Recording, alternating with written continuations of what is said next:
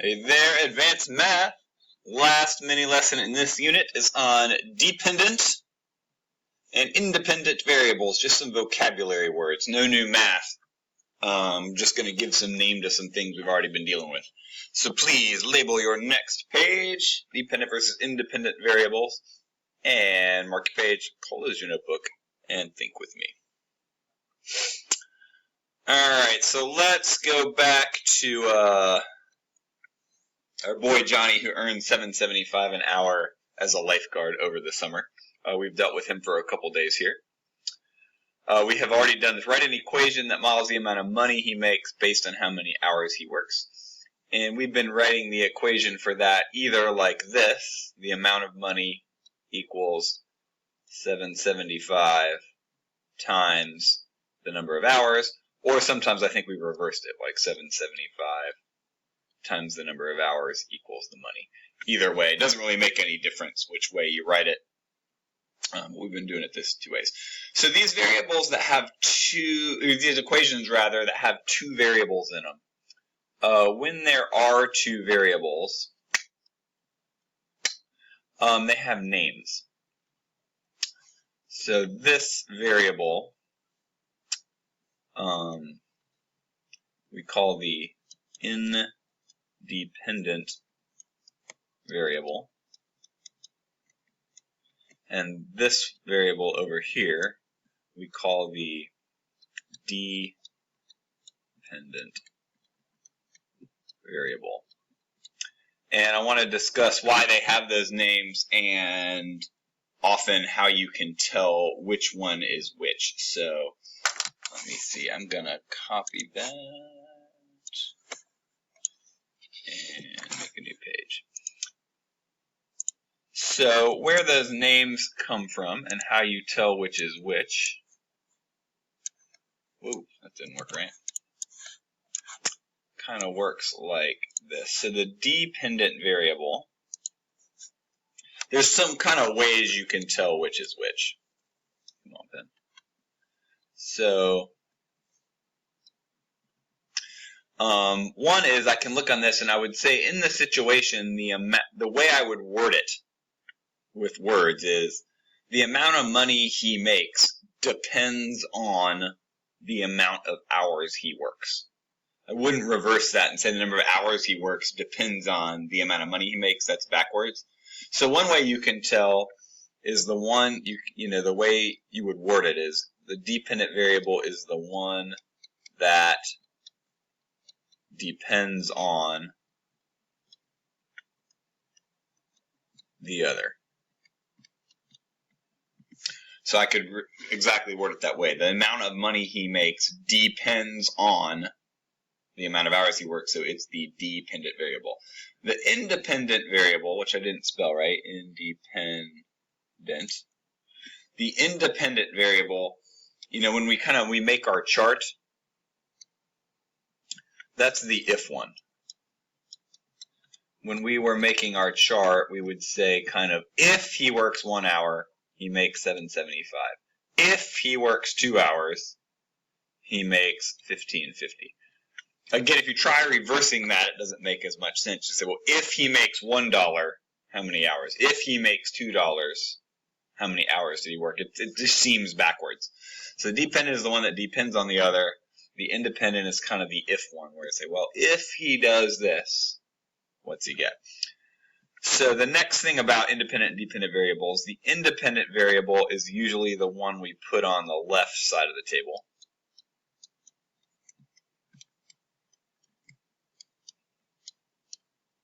So it would naturally put the hours here, right? It would seem different if I put hours here and money here. Like if he works 1, what goes over there? If he works 2, what goes over there? It seems more natural to put it on the left and see what comes out on the right. So we would put it on the left of the table. And the dependent variable, amount of money, we put on the right of the table. And then last but not least, when we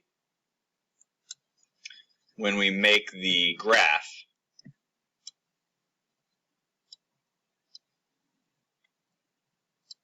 The independent variable goes on the horizontal axis. So we would put that, hours would go here, and we would put, and then see where, since that's the independent, that's the if, right? If he works 1, where do we end up on the money? If he works 2, where do we end up on the money? So that goes on the horizontal, and this goes on the vertical axis.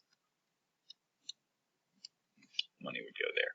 So that's kind of how they work. They're just names to name the two variables. And so we'll come back. We'll do a couple. We'll write this actually in your notes when we get there too. All right, let's do a new situation. So every week at school, Unya reads for 75 minutes. Write an equation for the total number of minutes she reads based on how many weeks school has been going on. So we got minutes per week and then total minutes. And so the equation I would write here is if I multiply 75 times however many weeks of school there have been, then I get the total number of minutes she's read. So like in 1 week, 75 times 1, 75, 75 times 2, 150, 75 times 3, 225. So 75 times however many weeks school's been going on.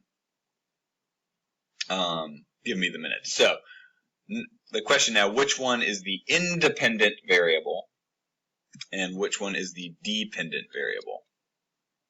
So the independent variable, I keep wanting to write independent. Independent.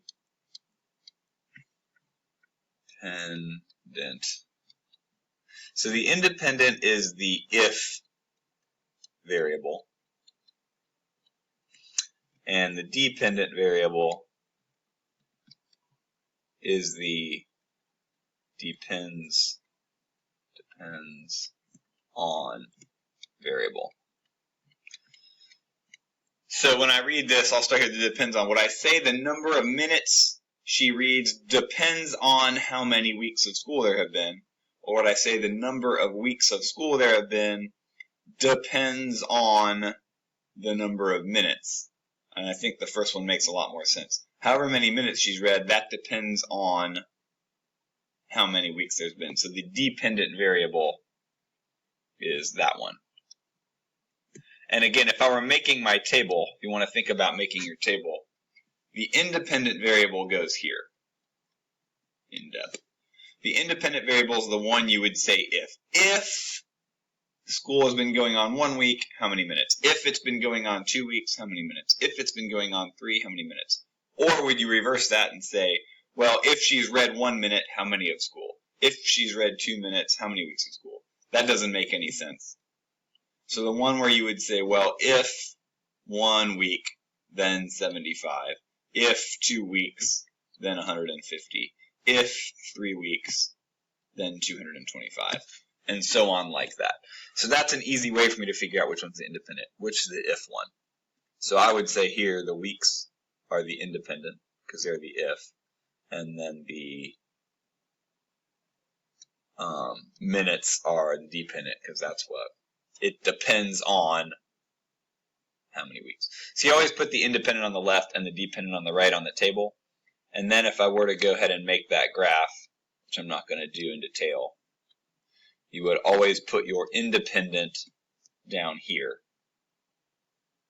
on the horizontal and your dependent up here.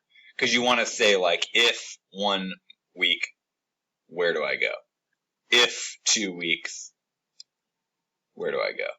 And stuff like that. So it makes more sense to put the independent variable down here. Okay, let's open your notebook and we'll start with that chart I made before. So I want to give you a few ways to sort this out. So independent variables, they're the if variable. The one you would say, if this is 1, then what's the other? And so on. And And the dependent variable is the one where you would say this one depends on the other one. So if you would say that, this one depends on the other one, that's how you can tell which one's the dependent variable. Independent variables go on the left on a table, and dependent variables go on the right on a table. These go on horizontal axis of graph. These go on vertical axis of graph. It seems like there's something else I wanted to say about this, but I can't remember what it is. So I'll come back to it if I do. Those are the big three. So if you want to pause and write that down, go ahead. And we're going to go ahead and do an example together. All right, so on Amazon, the price of a large food items is $4 more than small food items. So write an equation that shows the price of a large item based on the price of the same smaller items. So let's do that. So here, I believe I would word it as the small item plus $4 equals the price of the large item. So I think that would be my equation. So in this equation, when I say the price of the large item depends on the price of the small item, or the price of the small item depends on the price of the large item, and I think it's that the large item depends on the small item. So I would say this is the dependent variable. This is the it depends on the small price. And I just thought of my other thing. So I'm going to go back to my last slide for a minute. You'll notice in all our examples, the dependent variable has been the one that we tend to make be by itself in our equation, right? It's on a side by itself of the equation. This was the dependent variable. It's by itself. This was the dependent variable. It was by itself. So that's another thing is not, I'm going to say usually on side of equation by itself. And I'm going to say over here the independent usually has an operation being done to it. Which means like here, the independent variables being multiplied, or in this case is being added, but something's happening to the independent variable usually. So this is the independent variable.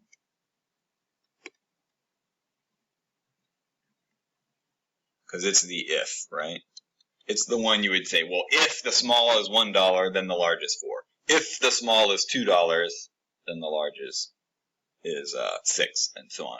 It's the one you would naturally want to say if. So if we were then to make a table, we would put the independent on the left and the dependent on the right. Because this is the if, right?